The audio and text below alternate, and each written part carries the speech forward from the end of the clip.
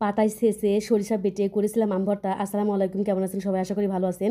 আজকে আপনাদের মনের কিছু দুঃখের কথা বলবো, আপনারা শুনুন, শুনে তারপরে একটা কমেন্ট করে যাবেন। তো এটা যেটা বলছিলাম, এখন আমাদের সমাজে অনেকেই বলছে মেয়েদের সমান অধিকার, সমান অধিকার। ইসলাম যে আমাদের 3 ভাগের এক ভাগ দিয়েছে, এতে আমি আলহামদুলিল্লাহ খুশি। আর এই 3 ভাগের 1 ভাগ নিয়ে অনেক মেয়েরা ভাইদেরকে বঞ্চিত করছে, আমি সেটা নিয়ে আজকে কথা বলবো। দেখুন, একটা গল্প বলি।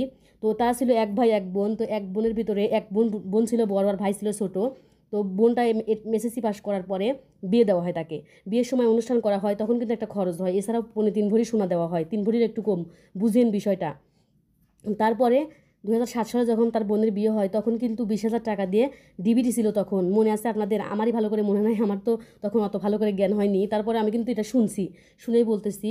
এগুলা দিয়ে টিভি ডিভিডি এগুলো দিয়ে 20,000 টাকা, আরও হচ্ছে তাকে হচ্ছে বাড়িতে মাটি ফেলানোর জন্য 20,000 টাকা, এই হলো 40,000 টাকা। বলছিল মাংনা বিয়ে, এই বলে দিছে বিয়ে। বিয়ে দেওয়ার পরে ওই মেয়েটার মানে 12 বছর পর্যন্ত ভাই বাবার ঘাড়ে খাইছে। বাবা তো মারা গেছিলো, তারপরে ভাইয়ের ঘাড়ে খাইছে। ভাই ইনকাম করছে, বাবা পেনশন পেত, বাপ সরকারি চাকরি করতো, ভাই সরকারি চাকরি করে। তো সেই হিসাবে খেত। খাওয়ার পরে শুধুমাত্র রোজারিদের তার হাজবেন্ড, বোনের হাজবেন্ড একটা করে 3 পিস দিত।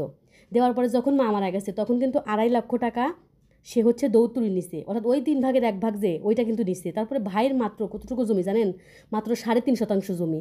এখনও সেই বোন ভাগ নিতে চায়। তাহলে আমার কথা হলো, যে বোনেদের পিছনে, তাহলে তাহলে বলেন, ওই ভাইয়ের চেয়ে বোনের পিছনে কিন্তু টাকাটা বেশি খরচ হয় এখনকার সময়। তো এটা করে অনেকেই কিন্তু আছে যে বোনদেরকে, মানে বোনরা ভাইদেরকে ঠকাচ্ছে। এখন ভাইয়ের যদি 3.5 শতাংশ বাড়ি থাকে, জমি যদি না থাকে, নদীতে যদি ভেঙে যায় কিংবা না থাকে, তাদের ক্ষেত্রে আমার মনে হয় ভাইদের কাছ থেকে বাড়িটুকু অন্তত নেওয়া উচিত না। কিন্তু এখনকার সময় হচ্ছে মেয়েরা পড়ালেখা করে বাবার টাকায়, এসএসসি ইন্টার, অনেক সময় অনার্স মাস্টার্সও কিন্তু, কিংবা ডাক্তারিও কিন্তু বাবার টাকায় পড়ে। এখন বাবার টাকায় একটা মেয়েকে ডাক্তারি পড়াতে কিন্তু অনেক টাকা খরচ হয়। এখন পরে যদি সেই মেয়েটা ভাইয়ের কাছ থেকে এসে বাড়িটা পর্যন্ত ছিনিয়ে নেয়, তাহলে কেমন লাগে বলেন? আমার তো এটাই পছন্দ না। আর যেসব মেয়েরা আজকে বলতেছে সমান অধিকার, সমান অধিকার, আরে বোন, তুমি তো নিজেই ভাইয়ের চেয়ে বেশি টাকা তোমার পিছনে খরচ হচ্ছে। বিয়ের সময় তুমি যৌতুক দিচ্ছ, সবাই বলে যে এখন যৌতুক মানে আইনে নাই, কিন্তু যৌতুক কিন্তু সবাই ঠিকই নেয়। যৌতুক নেওয়ার পিছনে 5 লাখ 10 লাখ নিচ্ছে, কিংবা 2 লাখ টাকা, সর্বনিম্ন 2 লাখ টাকা খরচ হচ্ছেই। সে যৌতুকটুকু নিয়ে এরপরে যদি সেই মেয়েটা আবার ভাইয়ের কাছ থেকে বাড়িটুকু নিয়ে নেয়, এটা আমার খুবই অপছন্দের। আমি একটা মেয়ে হয়ে বলছি, আমি যেন আমার ভাইয়ের কাছ থেকে না নেই। কারণ আমার বাবা আমাকে পড়ালেখা করাইছে, আপনাদের ভাইয়ের সাথে বিয়ে দিচ্ছে, তাহলে আমি যদি আমার ভাইয়ের বাড়িটুকু এখন নিয়ে নেই। সাধারণ উদাহরণ দিয়েই বলি যে আমরা হচ্ছে 5টা বোন, আমার ভাইয়ের হচ্ছে 6 শতাংশ বাড়ি। এখন যদি আমরা 5টা বোন যদি আমার ভাইয়ের কাছ থেকে বাড়ি নিয়ে নিই, তাহলে আমার ভাইয়ের আর কি থাকে বলেন? আমার আব্বা তো আমাদেরকে পড়ালেখা করাইছে, বিয়ে দিছে। তাহলে আমার ভাইয়ের থেকে তো আমাদের পিছনে আমার আব্বা বেশি টাকা ফুরাইছে। এখন আপনারাই বলেন, মানে এটা নিয়ে আমার খুবই কষ্ট, এটা নিয়ে আমার খুবই খারাপ লাগে। আর মেয়েরা, যেসব মেয়েরাই যে এসে এখন বলতেছে সমান অধিকার চাই, আমি তাদেরকে বলতে চাই, আরে বোন, আপনি যে সমান অধিকার চান, তাহলে আপনার বাবা মাকেও, আপনার ভাই যদি 6 মাস ভাত দেয়, আপনিও দিবেন। অথচ আমার শাশুড়ি যদি অসুস্থ হয়, এখন কিন্তু আমাকেই দেখতে হবে, মানে ছেলের বউকেই দেখতে হবে।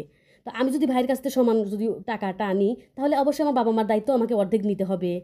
তো এটা কিন্তু বাস্তব উদাহরণ। তো সেটা হিসেবে আমি আপনাদেরকে বলতে চাই, যেসব বোনেরা আমার ভিডিও দেখেন, প্লিজ আপনারা সমান অধিকার চান, আন্দোলনে যাবেন না, সমান অধিকার চাইবেন না কারো কাছ থেকে। আর সমান অধিকার যদি চানি, ভাইকে ভাইকে বঞ্চিত করা হয়, একজন ভাইকে আপনারা বঞ্চিত করবেন না। আর আপনি কি চাউলের বস্তাটা সামান্য শপিং করলে কিন্তু হাজব্যান্ডের কাছে কিন্তু শপিংয়ের ব্যাগগুলো থাকে। একটা মেয়ে মানুষের সামান্য শপিং পর্যন্ত করতে পারেন না, আপনার স্বামী করে দেয়। আর আপনি সেখানে কীভাবে চান সমান অধিকার?